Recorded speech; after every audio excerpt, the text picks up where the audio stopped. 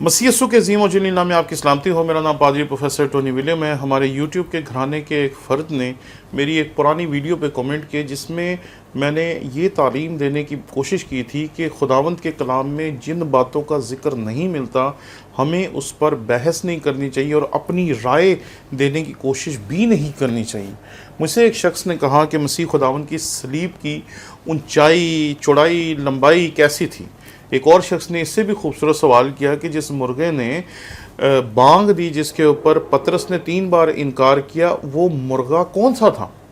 अब आप बताएं, किताब मुकद्दस में से हम कहाँ इन सवालों के जवाब तलाश करते फिरे।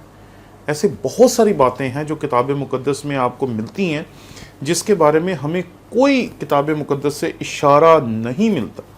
इस बात को सामने रखते हुए मैंने वो वीडियो बनाई थी जिसमें मैंने कहा था कि आपको एक जुमला सीखना पड़ेगा कि यहाँ पर बाइबल खामोश है। बहुत से सवाल लोग करते हैं हमसे कि फ़लाँ बात बताएं, फ़लाँ बात बताएं, ये बात बताएं, और बहुत सारे सवाल ऐसे हैं जिनका जवाब हमारे पास भी नहीं है। तो हम फिर उसे ये कहते हैं कि जी बाइबल यहाँ पर खामोश है। तो किसी ने कहा कि नहीं जी बाइबल में सब कुछ मौजूद है, आप गलत कह रहे हैं। तो मैं कहा चलें हम इसके ऊपर बात करते हैं कि क्या बाइबल में सब कुछ मौजूद है। ये बात यकीन माने कि हम खुदावंद के कलाम पर भरोसा रखते हैं 100%। 2-3 साल पहले जब लोगों ने ये शोशा छोड़ा कि बाइबल बदल दी गई, ये हो गया, वो हो गया, और लोगों ने इसके ऊपर बहुत बहस की, तो मैंने तब कहा था कि जब तक हम जिंदा हैं हम ऐसा कुछ होने नहीं देंगे, क्योंकि हम खुदावंद के कलाम को मानते हैं। और अगर ऐसी कोई बात होती तो शायद सबसे पहले हम इस बात के ऊपर खड़े होते कि बाइबल के बीच में तब्दीली करने की कोशिश की गई है, लेकिन ऐसा कभी हुआ नहीं। इसलिए इस हकीकत को पहले अपने ज़हन में बिठा लें कि हम बाइबल पर पूरा ईमान रखते हैं। ये खुदा का कलाम है, पहले लफ्ज़ से आखिरी लफ्ज़ तक। दूसरी चीज़ कि ये खुदा का कलाम है, इसमें वो चीज़ें बयान की गई हैं जो आपके लिए और मेरे लिए ज़रूरी हैं। इसमें बहुत सारी बातें ऐसी हैं जो बयान करने की ज़रूरत नहीं थी और वो नहीं दी गई। इसलिए बेशुमार ऐसे सवालात हमसे पूछे जाते हैं, बेशुमार ऐसी बातें पूछी जाती हैं जिनके बारे में हमें अपनी तरफ से घड़ के जवाब नहीं देना चाहिए। अभी कुछ अर्सा पहले एक शख्स ने कहा जी कि एक तरफ जो डाकू हुआ उसका ये नाम था, दूसरी साइड पे जो डाकू मसीह के मसलूब किया गया उसका ये नाम था, और इस पर बड़ी बहस हुई। लोगों ने मुझे फ़ोन किए, राब्ते किए, आप ये बताएं, आप ये बताएं। तो मैंने उन्हें कहा कि भाई मैं क्या बताऊं, बाइबल में से तो पता ही नहीं चलता कि उनके नाम क्या थे। तो उन्होंने कहा नहीं जी तारीख़ में मिलता है। तो मैंने कहा जी कौन सी तारीख़ में मिलता है, मुझे भी बताएं कौन सी तारीख़ में मिलता है।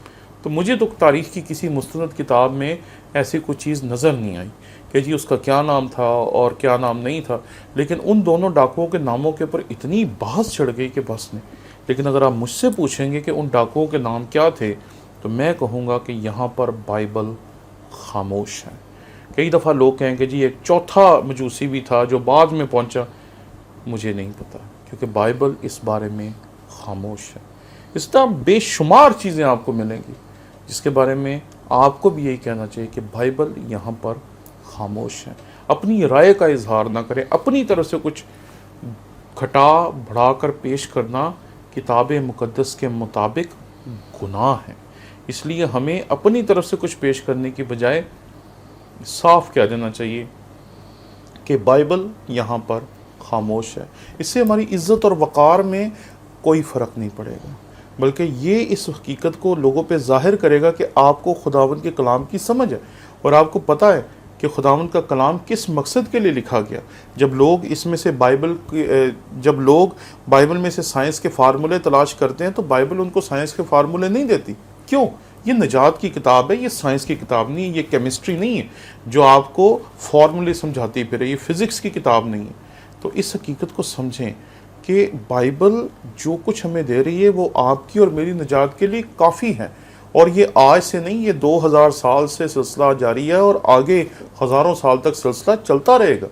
ये निजात की किताब है, इससे निजात मिलती है, इससे दीगर चीज़ें निकालना लाजिम नहीं है। या आप मुझे बताएं कि जब हम इस तरह के सवाल पूछते हैं, मसीह यीशु की सलीब का साइज़ क्या है, मसीह यीशु की सलीब आज किधर है, तो मुझे नहीं पता किधर है। मसीह खुदावंद की انکار کرنے والے پطرس کے سامنے کس مرغے نے بانگ دی تھی بھی مجھے نہیں پتا کون تھا وہ۔ تو اس بات کو یاد رکھیں کہ بائبل آپ کو وہ چیزیں بتاتے ہیں جو آپ کی اور میری نجات کے لیے لازمی ہے۔ اس کے علاوہ خداوند کے کلام میں سے کوئی بھی اضافی معلومات آپ کو نہیں دی جاتی۔ ہم توڑ مروڑ کر اس میں سے بہت ساری چیزیں نکالتے ہیں، کیونکہ ہم سمجھتے ہیں کہ اگر لوگ اپنی کتابوں میں سے سائنس اور دیگر علوم کو نکال کے دکھاتے ہیں تو شاید ہمیں بھی ایسا کرنا چاہیے۔ اور لوگوں نے اس پہ کتابیں بھی لکھی، بہت بڑے بڑے استادوں نے اس پہ کتابیں لکھی، اور مجھے ان کے ساتھ کسی طرح کا کوئی اختلاف نہیں ہے۔ لیکن اس حقیقت کو سمجھیں، یہ نجات کی کتاب ہے، یہ سائنس کے فارمولے نہیں ہیں، یہ کمپیوٹر کی کتاب نہیں ہے، یہ موبائل کی کتاب نہیں ہے۔ اس لیے اس کو نجات کی کتاب ہی رہنے دیں۔ شکریہ۔